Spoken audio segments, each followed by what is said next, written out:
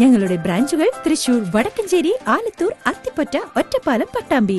New branch opening shortly in Palakkad. അനധികൃത നിയമനങ്ങൾക്കെതിരെ മുസ്ലിം ലീഗിന്റെ നേതൃത്വത്തിൽ ഒറ്റപ്പാലം താലൂക്ക് ആശുപത്രിയിലേക്ക് മാർച്ച് നടത്തി. ലീഗ് അഭിഭാഷക സംഘടനാ സംസ്ഥാന vice president advocate Muhammad Ali Mattamthadam march ഉദ്ഘാടനം ചെയ്തു. Muslim League municipal committee president PMA Jaleel അധ്യക്ഷനായി. എംപ്ലോയ്മെന്റ് എക്സ്ചേഞ്ചിൽ പേര് രജിസ്റ്റർ ചെയ്ത് തൊഴിലിനായി കാത്തിരിക്കുന്നവർക്ക് വേണ്ടിയാണ് ഈ സമരമെന്ന് നേതാക്കൾ പറഞ്ഞു. PP മുഹമ്മദ് കാസിം, M ഉമ്മർ ഫാറൂഖ്, ആരോഗ്യ standing committee chairperson Fousiya Haneefa, T Saidalavi തുടങ്ങിയവർ സംസാരിച്ചു. താൽക്കാലികമായി പാർട്ടിക്കാരെ തിരികെ കയറ്റി നിയമിച്ചുകൊണ്ടാണ് ഇടതുപക്ഷ സർക്കാർ ഇന്ന് മുന്നോട്ട് പോയിക്കൊണ്ടിരിക്കുന്നത്.